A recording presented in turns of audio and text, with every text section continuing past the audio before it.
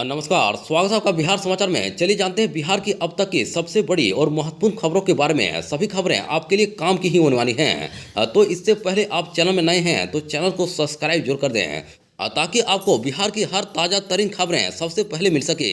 तो चलिए शुरुआत करते हैं आज की सबसे बड़ी और महत्वपूर्ण खबर से।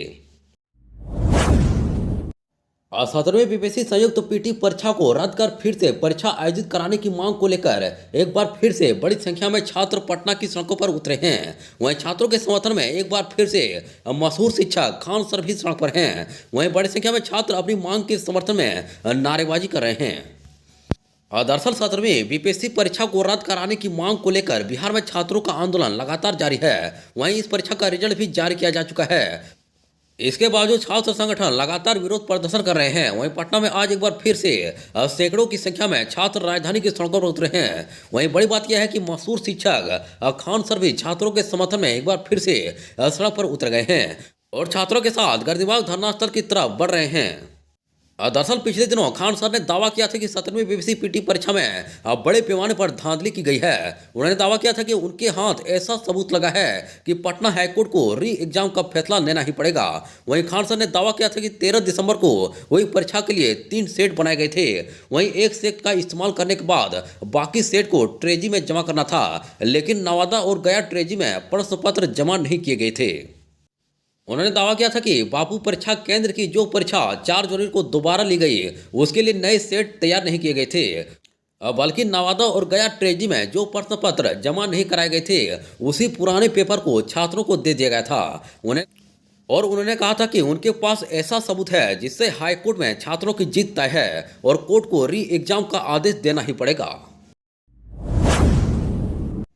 बिहार में जमीन सर्वे पूरा करने की आखिरी डेट को आगे बढ़ा दिया गया है, लेकिन सर्वे का काम जारी है। वहीं सर्वे को लेकर रोज नई जानकारी दी जा रही है। वहीं अब खानदानी या पारिवारिक संपत्ति को लेकर नियमों की जानकारी दी गई है। वहीं जमीन बदलने के मामले में भी नियमों की जानकारी दी गई है। और वहीं अगर आप अपनी पारिवारिक या खानदानी संपत्ति का खतियान बनाना चाह रहे हैं तो इसके लिए कई कागजातों की जरूरत होगी।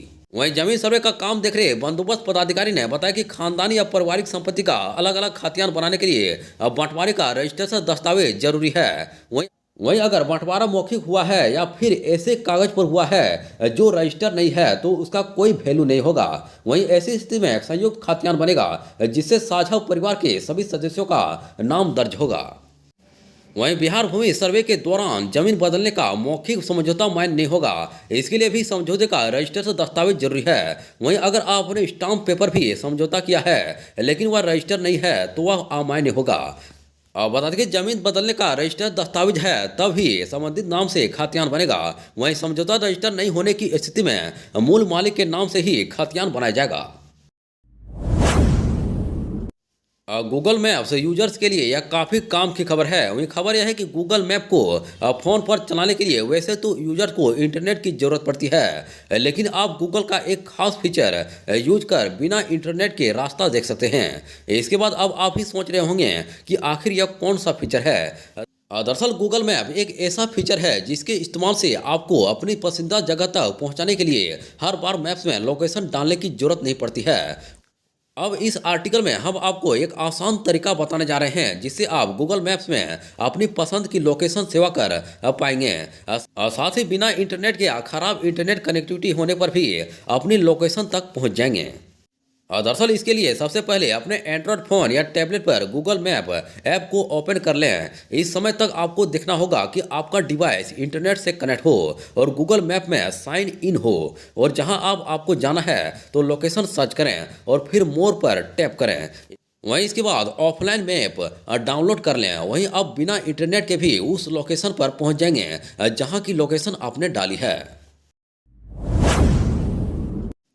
बिहार के परिवहन विभाग ने राज्य भर में वाहनों के रजिस्ट्रेशन कार्ड और ड्राइविंग लाइसेंस को मोबाइल नंबर और ईमेल से लिंक करना अनिवार्य कर दिया है। वहीं वाहन मालिकों को डिजिटल रूप से अधिक सक्षम बनाने और प्रशासनिक कार्यों को आसान बनाने के लिए यह कदम उठाया गया है। वहीं परिवहन विभाग की ओर से जारी अधिसूचना के मुताबिक सभी वाहन मालिकों को अप्रैल 2025 तक यह कार्य पूरा कर लेना होगा।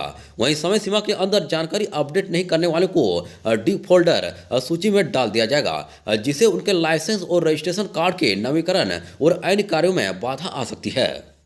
दरअसल राज्य में बड़े पैमाने पर वाहन रजिस्ट्रेशन और ड्राइविंग लाइसेंस का डिजिटल सत्यापन किया जा रहा है। वहीं पटना जिला परिवहन कार्यालय के मुताबिक फिलहाल 2.90 लाख से अधिक रजिस्ट्रेशन कार्ड और करीब 1 लाख ड्राइविंग लाइसेंस बिना किसी मोबाइल नंबर और ईमेल आईडी के सक्रिय हैं।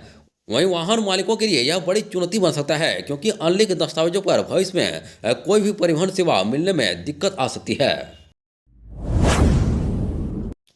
अब बिहार चुनाव जैसे जैसे नजदीक आ रहा है, वैसे वैसे महागठबंधन में सीट बंटवारे को लेकर खींचतान बढ़ गई है। वहीं महागठबंधन के सहयोगी कांग्रेस जहां 70 से कम सीट पर राजी होती नहीं दिख रही है, वहीं मुकेश सहनी की वीआईपी भी इस बार 1 दर्जन से ज्यादा सीटों की आस लगाई बैठी है। वहीं इसी बीच आज सीतामढ़ी में नेता प्रतिपक्ष तेजस्वी यादव ने खुले मंच से अपने इरादे जाहिर कर दिए हैं। दरअसल तेजस्वी ने कहा कि टिकट सबको चाहिए, लेकिन सीटें तो 243 ही है। वहीं इस बार किसी नेता के कहने पर टिकट नहीं दिया जाएगा। वहीं ठोक ठाक कर ऐसा प्रत्याशी चुना जाएगा जो जनता के बीच रहे, वहीं सबको साथ लेकर चले, वहीं लालू जी की पार्टी आरजेडी की विचारधारा को मजबूत करे। वहीं ऐसे लोगों को टिकट देने का काम करेंगे।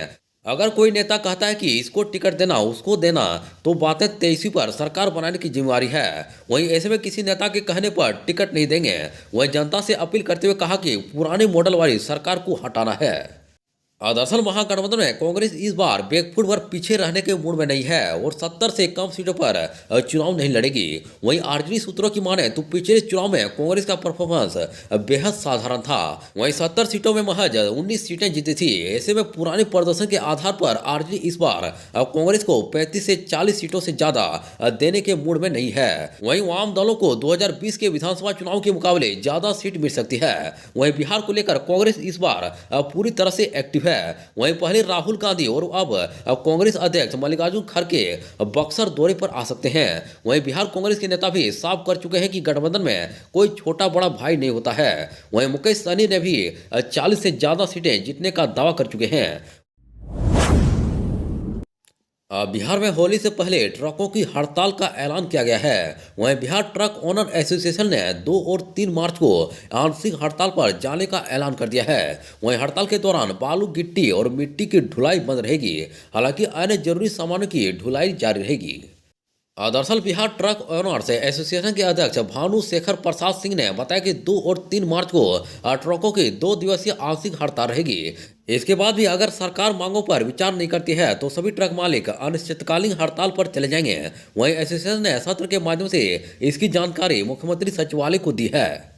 दरअसल बिहार ट्रक ओनर्स एसोसिएशन के कुछ मांगे हैं, उन्हीं मांगों के समर्थन में फिलहाल आंशिक हड़ताल का ऐलान किया गया है। वहीं इनकी मुख्य मांगों में माइनिंग चालान के साथ ट्रकों की आर्थिक दंड एवं मुकदमा से मुक्त करने, बालू और पत्थर लदे ट्रकों के लिए समुचित आवागमन की सुविधा देना शामिल है। बिहार में बिहार बोर्ड की मैट्रिक की परीक्षा शुरू हो गई है। वहीं राज्य में बनाए गए विभिन्न परीक्षा केंद्रों पर अभ्यर्थियों की भारी भीड़ नजर आई। वहीं परीक्षा केंद्रों पर अभ्यर्थी समय से पूर्व पहुंच गए थे। दरअसल परीक्षा केंद्र पर संचालकों ने छात्रों के कागजात की जांच करने के बाद उन्हें परीक्षा केंद्र में प्रवेश करने की अनुमति दी। वहीं परीक्षा केंद्र पर कदाचार रोकने के लिए व्यापक इंतजाम किए गए हैं। वहीं 25 फरवरी तक चलने वाली मैट्रिक परीक्षा को लेकर राज्य भर में 1677 केंद्र बनाए गए हैं। दरअसल इस बार परीक्षा में 15.85 लाख अभ्यर्थी शामिल होंगे। इनमें से 7.67 लाख छात्र और 8.18 लाख छात्राएं शामिल हैं। दरअसल परीक्षा 2 पाली में होगी। वहीं पहले के दिन मातृभाषा हिंदी की परीक्षा होगी। वहीं पहली पाली सुबह 9:30 बजे से 12:45 बजे तक और दूसरी पाली 2 बजे से 5:15 बजे तक होगी।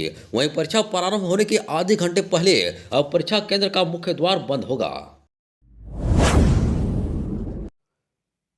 क्या आप अपना खुद का व्यवसाय शुरू करना चाहते हैं या फिर अपने मौजूदा व्यवसाय को बढ़ाना चाहते हैं?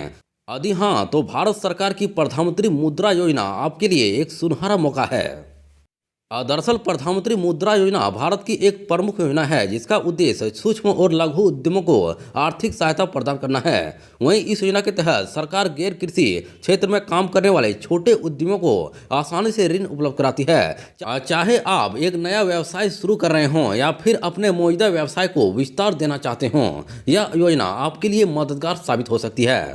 दरअसल इस योजना के तहत ऋण प्राप्त करना बहुत आसान है, आपको जटिल प्रक्रियाओं से नहीं गुजरना पड़ता है। वहीं इस योजना के तहत 3 प्रकार के ऋण उपलब्ध हैं। वहीं शिशु, किशोर और तरुण, आप अपनी जरूरत के अनुसार किसी भी प्रकार का ऋण ले सकते हैं। दरअसल सरकार इस योजना के तहत अधिकतम ऋण राशि को बढ़ाकर 20 लाख रुपए कर दिया गया है। वहीं आप प्रधानमंत्री मुद्रा योजना के लिए ऑनलाइन या ऑफलाइन दोनों तरीकों से आवेदन कर सकते हैं। आप योजना की आधिकारिक वेबसाइट www.udyamitra.in पर जाकर ऑनलाइन आवेदन कर सकते हैं। इसके साथ ही अपने नजदीकी bank, non banking financial company या MFI किसी भी शाखा में जाकर भी ऑफलाइन आवेदन कर सकते हैं। दरअसल 3 प्रकार की मुद्रा लोन के तहत सरकार शिशु 50,000 रुपये तक, किशोर 50,000 रुपये से 5 लाख रुपये तक और तरुण 5 लाख रुपये से 20 लाख रुपये तक दे रही है। बता दें कि प्रधानमंत्री मुद्रा योजना उन सभी लोगों के लिए एक सुनहरा अवसर है जो अपना खुद का व्यवसाय शुरू करना चाहते हैं। वहीं इस योजना का लाभ उठाकर आप अपने सपनों को साकार कर सकते हैं।